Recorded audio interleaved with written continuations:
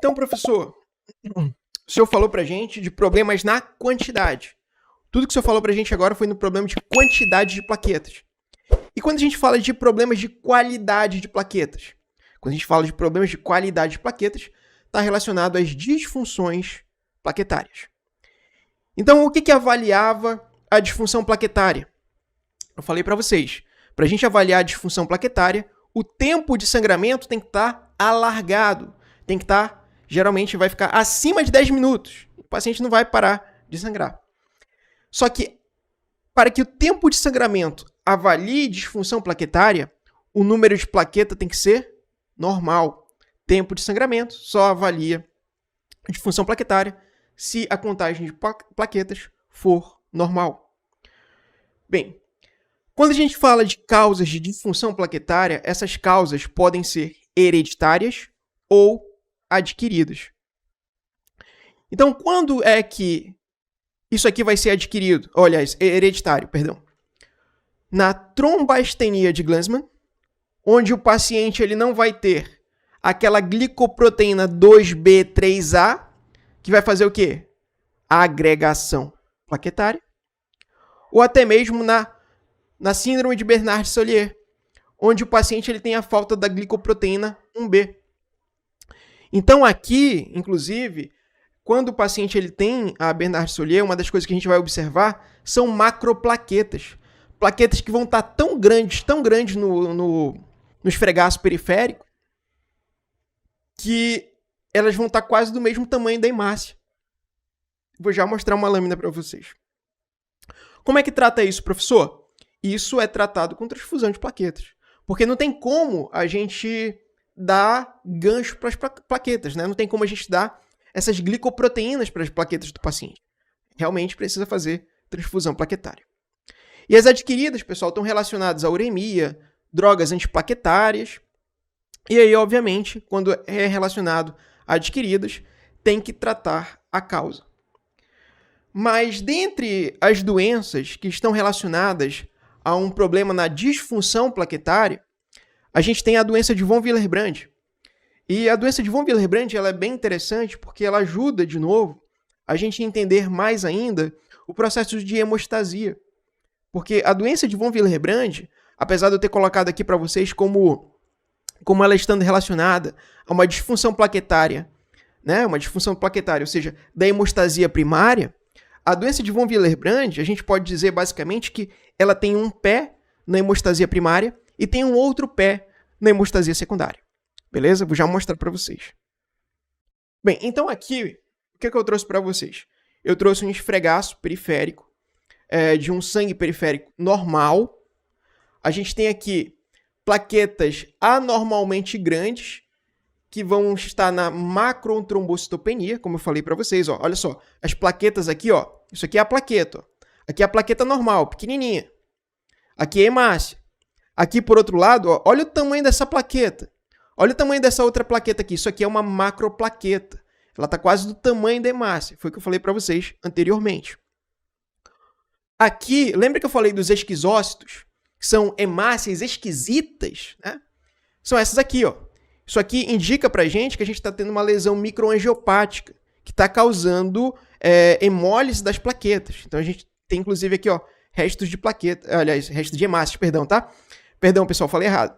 Isso aqui são hemácias, tá? Então, quando a gente tem lesão microangiopática, a gente tem uma anemia microangiopática. Então, essa lesão microangiopática leva, né, a uma lesão das hemácias. Isso é que faz as hemácias ficarem assim esquisitas, tá? Então, isso aqui são hemácias, que a gente chama de esquizócitos. E também a gente tem aqui, ó, restos de hemácia, pedaços de hemácias, tá? Bem, outra coisa muito importante. Tem biomédico aí, pessoal? Eu sou bacharel em biomedicina. Alguém está fazendo biomedicina aí? Vamos lá. Quando a gente faz um esfregaço de sangue periférico, aliás, quando a gente faz um exame, por exemplo, que a gente vai fazer a contagem de plaquetas. Fizemos a contagem do número de plaquetas. A gente viu que a contagem do número de plaquetas está baixo. O que a gente tem que fazer? A gente tem que pegar o sangue daquele paciente e fazer um esfregaço de sangue. Por quê? obrigatoriamente fiz um exame de sangue, obrigatoriamente vi que naquele paciente a contagem de plaquetas estava baixa, né? Se eu pego um paciente que tem contagem de plaquetas baixas, eu tenho que pegar, né, o sangue daquele paciente e fazer um esfregaço. Por quê? A gente pode observar em alguns casos a formação desses agregados de plaquetas aqui, ó. E isso gera erros na contagem de plaquetas. E é isso aqui, ó, que leva o que a gente chama de pseudotrombocitopenia. Então, olha só. Se você pegou um paciente que tem uma queda do número de plaquetas, fez o esfregaço de sangue dele, observou que tem esses agregados na corrente sanguínea periférica aqui, né? No seu exame, na sua lâmina de sangue, isso aqui o que indica para você? Indica que é uma falsa trombocitopenia. Essa trombocitopenia, essa trombocitopenia que você viu no exame de sangue, né, feito pela máquina, tá errado. Por quê? Isso aqui acontece, pessoal, porque em alguns tubos de sangue tem, né, EDTA. O EDTA é um quelante de cálcio, e quando você quela o cálcio, ele pode gerar aqui uma pseudotrombocitopenia. Então, você vai ter que refazer essa coleta e, preferencialmente, que não seja em EDTA. Tá? Então, isso aqui, observou isso, significa que é uma pseudotrombocitopenia, ou seja, o paciente não tem trombocitopenia. E a doença de von Willebrand, professor? O senhor disse que a doença de von Willebrand, ela tem um pé na hemostasia primária e um segundo pé na hemostasia secundária. Inclusive, já digo para vocês, a doença de von Willebrand é o distúrbio da hemostasia mais comum, tá? É o distúrbio de hemostasia mais comum que a gente encontra. Se eu não me engano, é 1 a cada 100 pacientes. E olha só, existem 3 principais tipos, olha só, 3 principais tipos de doença de von Willebrand. A doença do tipo 1, doença do tipo 2 e doença do tipo 3. Beleza? Então vamos lá. A doença do tipo 1 é a mais comum. Geralmente, né, ela vai estar relacionada a uma diminuição do fator de von Willebrand, mas não é uma diminuição significativa. Ao ponto que a paciente, geralmente mais mulheres, elas vão ter aqui um exame de sangue normal. Mas é uma paciente que se bate, fica roxa. Qualquer coisinha fica roxa. Muito mais roxa do que uma paciente que não tem a doença de von Willebrand. Então, é uma paciente que reclama geralmente, poxa, me bati, já tô toda roxa, eu nem sei onde me bati, na verdade. Nem lembro onde se bateu e tá toda roxa. Geralmente é o que se observa na doença de von Willebrand do tipo 1.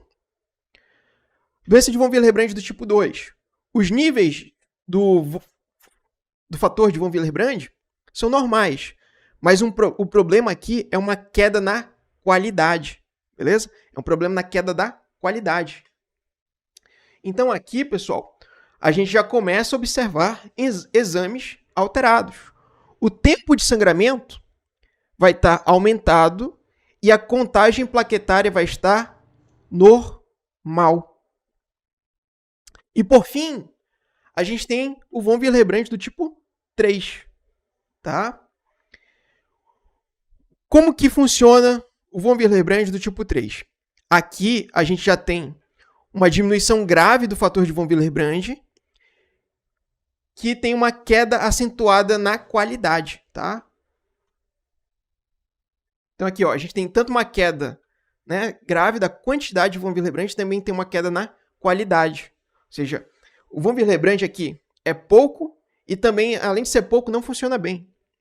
Então aqui nesse paciente, né, o tempo de sangramento vai estar elevado e a contagem de plaquetas também vai estar normal.